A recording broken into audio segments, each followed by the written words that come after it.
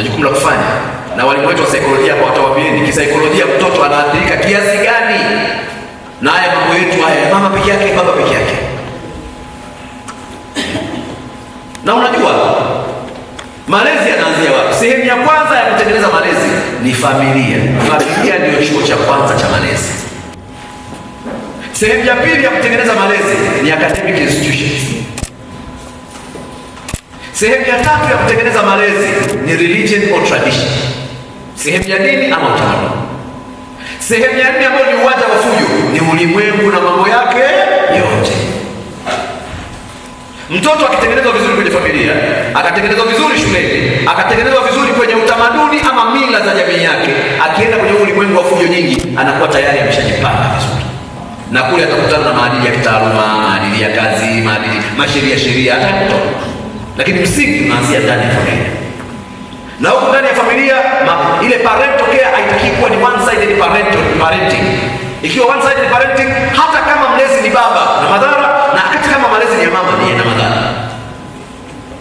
Tukitamani kila mtoto apate bahati ya kulelewa na wazazi wote wawili, kwa sababu Mungu alipomleta mama kuna vitu amempa. Kazi ya mama ni kumtengeneza mtoto kuwa na huruma, kuwa na upendo. Kazi ya baba ni kumtengeneza mtoto kuwa jasiri na hodari wakati wote. Wewe huwezi kuwa na mtoto yeye ana huruma tu na upendo tu, hana ujasiri, hataharibika wewe. Hakipata mshahara na ugawa wote. Malezi ya mama hayo. Wapende watu mwanangu, wapende watu baba. Mshahara wote kagawa, kaja nyumbani hana kitu. Upendo wa kwa balance. Sasa atakuwa akipewa upendo wa mama ule, anakutana pia na ujasiri na uhodari wa nani? Wa baba. Sikiliza, ukipata hela unagawa kidogo, unatunza kingi. Wekeza, fuga kuku, fuga nini? Soma, fika mbali. Haya mawazo haya anatoa baba. Hakika pale malezi baba zako, unampa vitumbua vitatu, vyote anagawa. Upendo wa mama.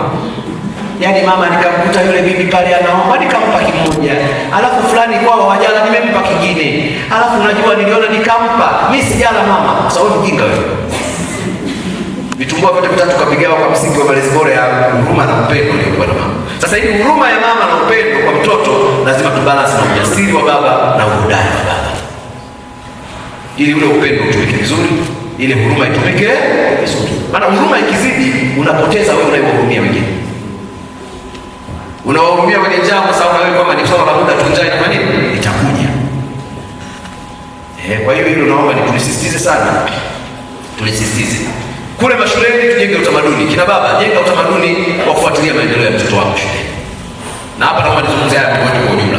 Katika namna ya kuimarisha malezi ya baba kwa watoto, nadhani wanaume tukijipangia majukumu haya yafuatayo yatasaidia kwa kiwango fulani kutimiza jukumu letu la malezi kwa watoto wetu. Jambo la kwanza, kutenga muda wa kuwa na watoto wetu majumbani. Tutenge muda wa kuwa na watoto wetu majumbani.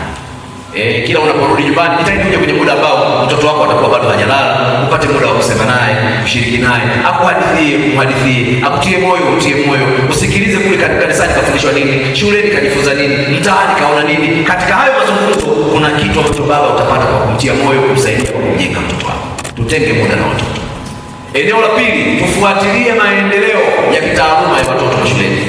Badala ya kumtuma mama kila kitu shuleni, tenga muda, kamuone mwalimu wa hesabu, kamuone mwalimu wa mwandiko, kamuone mwalimu mkuu, upate nafasi ya kufuatilia maendeleo ya mtoto wako, aone unamjali, unampenda, unamfuatilia na unamtia moyo kwenye safari yake ya kitaaluma. Ile kwenda shuleni ni sehemu ya kuonyesha bondi baina yako na mtoto. Hata saa nyingine mwalimu akimwambia baba yako alikuja leo, inakujenga kwa baba yako ananipenda, ananifuatilia. Kwa hiyo inawezekana nyumbani kwa muda wa kutosha, lakini tenga muda wa kwenda kule shuleni. Akuone kule shuleni unakwenda. Unaendelea? Unamwachia ile ya kupiti kidogo, ile ya pipi kidogo na baba yako mwamba sana. Kaja shule leo. Jenga mtoto. Kwa hiyo inawezekana kwa sababu aina ya majukumu yetu haya, jioni ukarudi umechoka, lakini mchana kama una nafasi, mtoto anasoma eneo la jirani, tenga muda nenda shule, fuatilia. Jambo lingine ambalo nataka wazazi wa kiume tunaweza tukafanya vizuri. Tufanye inspiration, tuwa inspire watoto wetu kupenda mambo mazuri. Na njia nzuri ya kuinspire ni kuwapeleka kushiriki ama kuwashirikisha kwenye baadhi ya activity. Kwa mfano, wewe ni mtu wa ibada sana, si vibaya, nenda naye unapokwenda kanisani, unapokwenda msikitini, mara kwa mara unamtengeneza yule mtoto, unamwandaa yule mtoto imani ambayo yanaweza kumsaidia mbele safari. Ukiwa na mazungumzo na viongozi wa dini, unakuwa naye, anamjua mchungaji, anamjua askofu, anamjua imamu, anamjua bilali, anamjua shehe wa msikiti, inamjenga yule mtoto sana. Kumbe hayo maisha ambayo baba ameandaa katika familia. Lakini pia unatamani mtoto wako awe daktari, na marafiki madaktari, unapokuwa na mazungumzo nao, unapowatembelea, tengeneza utamaduni wa kwenda naye katika hayo mazingira. Unataka awe mwalimu, huyo mwalimu awe ni rafiki yako, tengeneza utaratibu wa kuwa naye mtoto, unapokuwa na mazungumzo na yule mtoto, kuminspire mtoto aone hawa ndio aina ya marafiki wa baba yangu, na baba yangu angetamani niwe hapa. Usipominspire wewe, atakuwa inspired na watu wengine.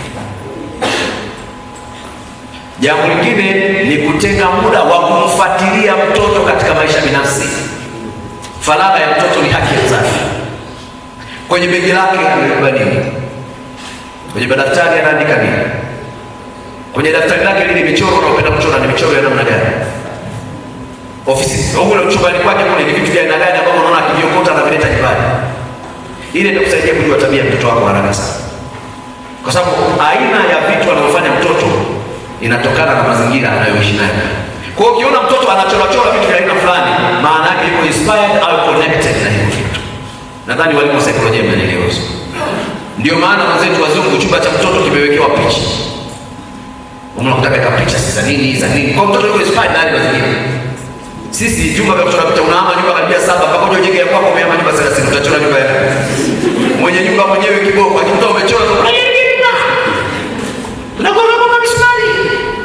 lakini ile ni katika njia ya kuinspire mtoto. Wanafanya vile unakuta kwenye chumba cha mtoto mara picha za madaktari, mara picha za mainjinia, mara sio kuna kitu gani, rangi. Mtoto akiingia nyumbani bado yuko shuleni. Lengo ni kuinspire mtoto. Kwa hiyo ni muhimu sana. Lakini jambo lingine ambalo nataka kusisitiza ni kutengeneza mazingira bora ambayo yanatengeneza utulivu wa mtoto. Utulivu wa mtoto pale nyumbani, hata kama una kingi, lakini jitahidi mtoto ajivunie nyumbani kwao. Asitamani vitu vya watu. Ukiweza kununua magimbi yako, basi mwanamke apike vizuri magimbi yale mtoto ayapende magimbi yake. Watoto wapende nyumbani, wapende mambo yanayotendewa nyumbani, wasiwe na tamaa na vitu vya mtaani. Siku ukaingia kapaja kale tukagombanie bibi na bwana, mpende mtoto ale paja kwa mara ya kwanza, inawezekana akala baada ya miezi 6, mpende ajisikie vizuri mtoto. Unamtengenezea mazingira ya kuridhika na kile kilichoko wapi? Nyumbani. Muhimu sana. Hiyo kazi wazazi wa kiume lazima tuifanye. Lakini pia kama unazo shughuli binafsi ambazo zinakuingizia kipato kama shamba, ufugaji, ni muhimu kutengeneza utamaduni wa kuwapeleka watoto kwenye maeneo hayo, wakajifunza stadi za maisha za wazazi wao, ili kuandaa kujitegemea mbele ya safari. Hizo ni kazi zako baba, sio kazi za mama. Lazima baba uzifanye. Kwa hata kama kwa wiki imeonana mara 2 na mtoto, lakini anazo good memories za baba. Bwana juzi baba kanipa paja, kuna paja hivi. Kumbe baba hapo unajua hapo jamaa simuoni tena mara 7. Lakini umetengeneza bond ile. Unamuonyesha kujali. Kutoka pale unakwenda naye kwenye banda la kuku. Unamwambia kazi yako ni kutoa haya mayai. Kila siku asubuhi unakuja, unatoa mayai, unaweka ndani, unawekea chakula, unamtengeneza mtoto. Kwa wanaume tuna kazi hiyo kufanya, tusiache.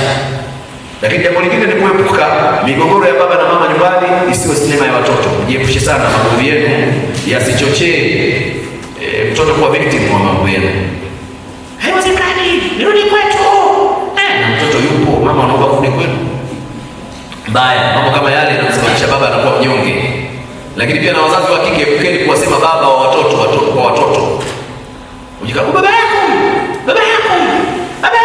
Mtoto mpaka anaona baba ni kama shetani. Na ile tabia ya kijinga sana ambayo kina mama wengi wanafanya. Nakwambia baba yenu anaga akili. Unaona mambo haya. Hiyo unapanda mbegu mbaya sana hivi. Kweli hizi ndio za kutuachia sisi hizi? Unamwambia mtoto. Unamwandaa kuona baba yake ni mtu asiyejali, asiye na upendo, asiyethamini, asiye na uwezo wa kupambania familia. Ndio kuna mtoto anakuambia nikikuwa siwezi kuwa kama baba. Kwa nini? Alishajazwa vitu. Wanawake hapo hawezi kupiga makofi hata kidogo. Kwa hiyo hayo mambo dada zangu na mama zangu lazima viangalie sana.